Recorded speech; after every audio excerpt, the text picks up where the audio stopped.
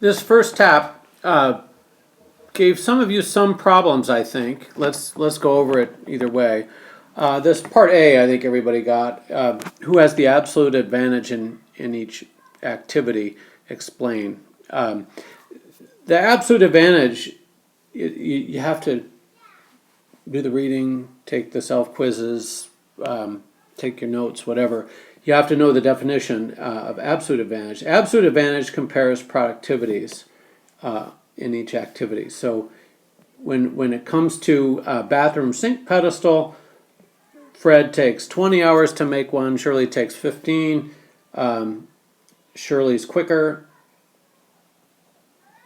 How do you spell pedestal? I keep spelling that wrong. Pedestal. Shirley, she is quicker at it.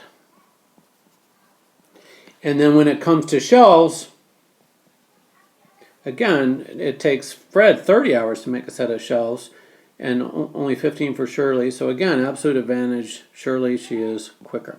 Comparative advantage is where it gets tough, and you have to know the definition of comparative advantage. A person has the comparative advantage, or a nation has the comparative advantage if that person, nation, has the lower opportunity cost of producing the good or service. So, if you know that, then you say, oh, whoa, I should fill out opportunity costs first before I answer that, because that's how comparative advantage is defined. I expect you to have studied enough that that's not a hard step to take. So I think some of the students need to up their game a little bit on the prep. All right, so now let's figure it out. Fred, he takes 30 hours to make a set of pantry shelves, 20 hours to make a set of a bathroom sink pedestal. Let's go through that. Let's move 60 hours of his time. So, and we're going to move it out of pantry shelves and into pedestals. And this is the opportunity cost of a pedestal, because we know opportunity cost is always given in terms of what we give up divided by what we get. It's the opportunity cost of a pedestal, so what we get needs to be in the numerator. That's another one. I know there's a lot of memorization in an intro course, and that's where we are. Anyway, so if we think of 60-hour blocks of his time, if he moves 60 hours out of making shelves, he gives up 2 shelves, and he takes 60 hours over to making pedestals. They take him 20 each. He gets 3 of those. And then once you get the pedestals, you just take the reciprocal to get the other good. If it's 2/3 of a shelf per pedestal, it's 3/2 pedestals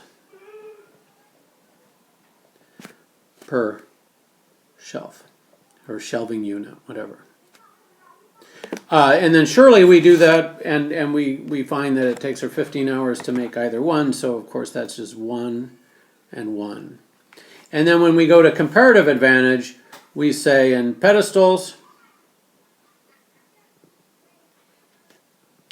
and we compare opportunity costs. We see Fred, 2/3, 0.67 is less than 1. So Fred has the lower opportunity cost. Fred has lower opportunity cost. And then, of course, when we go over to shelves,